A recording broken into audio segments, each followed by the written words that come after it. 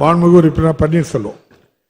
மாண்புமிகு பேரவை தலைவர் அவர்களே, நான் ஏற்கனவே சொன்னது போல பெரிய அளவிலே வளர்ச்சி பெறாத தொகுதி.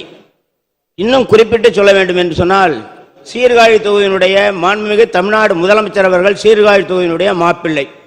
அதே போல மாண்புமிகு வேளாண்மை துறை அமைச்சர் அவர்கள் சீர்காழி தொகுதியினுடைய மாப்பிள்ளை. அதே போல மாண்புமிகு போக்குவரத்து அமைச்சர் அவர்கள் சீர்காழி தொகுதி உள்ளிட்ட மயிலாடுதுறை மாவட்டத்தினுடைய மாப்பிள்ளை.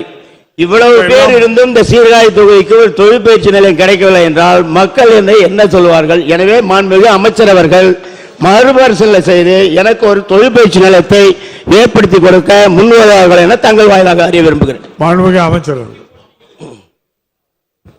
மாண்புமிகு பேரவைத் தலைவர் அவர்களே, நமது மாண்புமிகு தமிழக முதல்வர் அவர்கள் 2021ஆம் ஆண்டு ஆட்சி பொறுப்பேற்ற பொழுது தமிழ்நாட்டில் இருந்த அரசு தொழிற்பயிற்சி நிலையங்களுடைய எண்ணிக்கை 90. 21-22ஆம் ஆண்டில் ஒரு தொழிற்பயிற்சி நிலையம் தொடங்கப்பட்டது.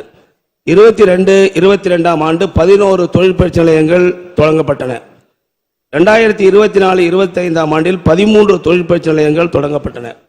2025-26 இந்த நிதி ஆண்டில் நம்முடைய மாண்புமிகு முதலமைச்சருடைய உத்தரவினை ஏற்று நம்முடைய நிதித்துறை அமைச்சர்கள் 17 தொழிற்பயிற்சி நிலையங்களை இந்த ஆண்டு தொடங்குவதற்கு அனுமதி அளித்துள்ளார்கள் என்பதை நான் மகிழ்ச்சியோடு தெரிவித்துக் கொள்ள விரும்புகின்றேன்.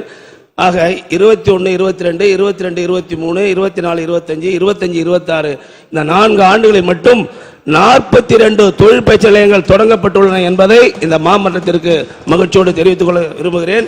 இருப்பினும் நம்முடைய சட்டமன்ற உறுப்பினர் அண்ணன் பன்னீர்செல்வம் கோரிக்கை ஏற்று, அதுவும் மாப்பிள்ளை தொகுதி என்று சொன்னார்கள் நம்முடைய சட்டமன்ற உறுப்பினர் அவர்கள்.